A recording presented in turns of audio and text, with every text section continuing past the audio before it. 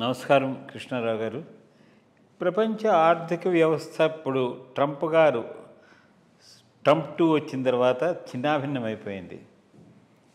అంటే ఇదంతా tariff war అనేది చాలా బాగా జరుగుతోంది. ఈ టైంలో మరి ఈ జీడిపి పర్ క్యాపిటా గ్రోత్ మీద మనం కనుక చూసుకుంటే లేటెస్ట్గా వచ్చిన దాని మీద చూసేటట్టయితే భారతదేశం 2025 నాటికి 4.19 ట్రిలియన్తో జీడిపితో జపాన్ అధిగమించి ప్రపంచంలో 4వ ఆర్థిక వ్యవస్థ కింద నిలిచింది. అయితే మన దేశం జీడిపి పర్ క్యాపిటా మనం చూసుకుని టర్కీ చూసుకుంటే టర్కీకి భారతదేశం కన్నా 4 రెట్లు ఎక్కువగా ఉంది. అది మన పాకిస్తాన్కి మన సపోర్ట్ చేసి మరి యుద్ధ సామాన్లు అదంతా చేసింది. అదంతే అంటే ఈ దీనివల్ల ఏమవుతుందంటే టర్కీకి అధిక కొనుగోలు శక్తి అదంతా ఉన్నట్టు మనకి రుజువు చేస్తుంది.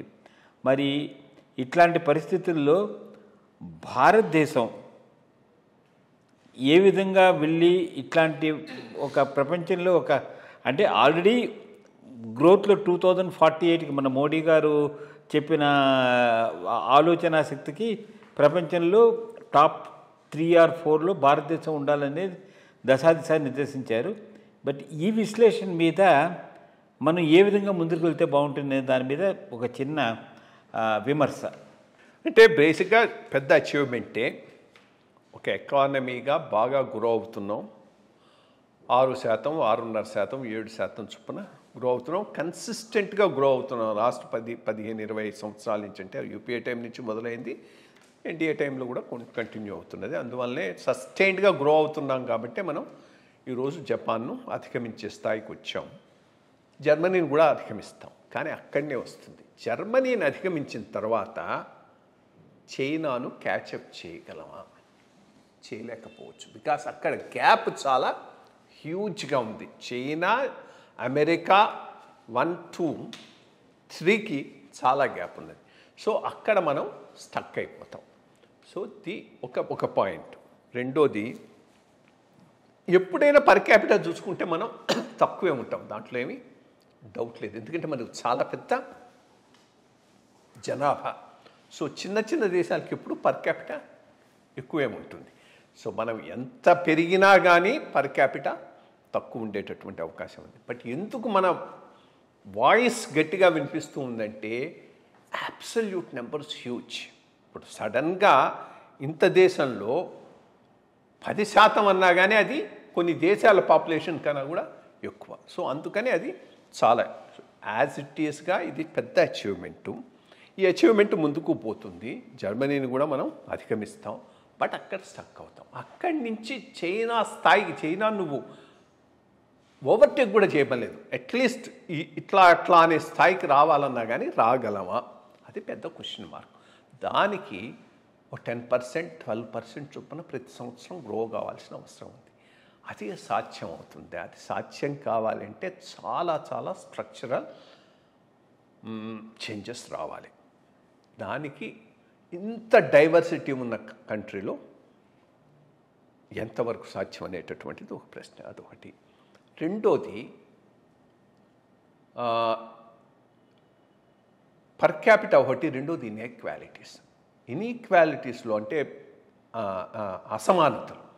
అసమానతల్లో మిగిలిన దేశాల కన్నా ఎక్కువ ఇండియాలో ఉన్నది. సో ధనవంతుడు ఎక్కువ ధనవంతుడు అయిపోతున్నాడు, కిందివాడు అట్లాగే ఉండిపోతున్నాడు. ట్రికిల్ డౌన్ ఎఫెక్ట్ సరిగ్గా లేదు. ఇక్కడ కొంత పాలసీ ఇంటర్వెన్షన్ అవసరం. కింది వర్గాల వాళ్ళను పైకి తీసుకొచ్చేటటువంటిది. అది జరగనంత వరకు, వాళ్ళు మెయిన్ స్ట్రీమ్లోకి రానంత వరకు ఇది పెద్ద ఎత్తున దీని ట్రికిల్ డౌన్ ఎఫెక్ట్ సరిగ్గా ఉండదు. అది చాలా ప్రాబ్లమ్స్. మూడోది చాలా ఇంపార్టెంట్ థింగు, రీజనల్గా కూడా చాలా గ్యాప్స్ వచ్చేస్తున్నాయి. సౌత్ బాగా అభివృద్ధి చెందుతున్నది, వెస్ట్ బాగా అభివృద్ధి చెందుతున్నది, నార్త్ ఇండియా, ఈస్టర్న్ ఇండియా కావటం లేదు. ఇది కొంత రీజనల్ టెన్షన్స్ కూడా దారితీసే అవకాశం ఉంది. సో ఇక ముందు పాలసీ దేని మీద ఉండాలంటే ఈ రీజనల్ డివైడ్ను బ్రిడ్జ్ చేసేటట్టుగా, ఎకనామిక్ డివైడ్ను కూడా బ్రిడ్జ్ చేసేటట్టుగా పాలసీస్ను ముందుకు తీసుకొని పోవాల్సిన అవసరం ఉంది. రెండోది, కరప్షన్ మనం ఇన్ఫ్యాక్ట్ ఏవైనా కొన్ని మేజర్ ఇష్యూస్ ఉన్నాయి, కరప్షను, ట్యాక్సేషను, బ్లాక్ మనీ, వీటిని ట్యాకిల్ చేయండి నువ్వు జర్మనీ కన్నా పైకి వచ్చి అక్కడ ఆగిపోతావు, ఇంక ముందుకు పోయేటటువంటి అవకాశం ఉండేది. ఇవన్నీ ట్యాకిల్ చేసుకుంటూ ఒక సమగ్రమైన ప్రణాళికతో ముందుకు పోగలిగిన నాడే నువ్వు చైనాకు దరిదాపులకు వచ్చేటటువంటి అవకాశం ఉంది. చైనాకు దరిదాపులకు వస్తేనే నిన్ను ప్రపంచం రికగ్నైజ్ చేస్తుంది. నువ్వు జర్మనీని దాటినా కానీ పెద్దగా నిన్ను పట్టించుకోరు. ఓన్లీ ఈరోజు ప్రపంచంలో రెండే రాజ్యాలకు ప్రాముఖ్యం ఎందుకుంది అంటే అమెరికా, చైనా, ఆ రెండు ఒక స్థాయిలో ఉన్నాయి. ఆ స్థాయికి పోగలమా? పోవాలంటే చాలా చాలా రిఫార్మ్స్ తీసుకురావాలి, చాలా పెద్ద ఎత్తున రిఫార్మ్స్ తీసుకురావాలి.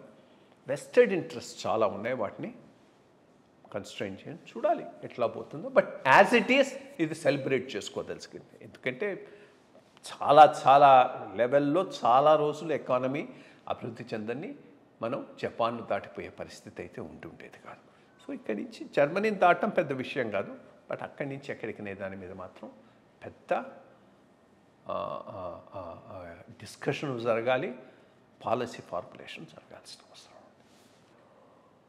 Thank you, sir. Thank you very much for making it very clear that it's not the legacy, but it is the principles and policies on which the party is built, and people ruling the party takes it forward for a better India.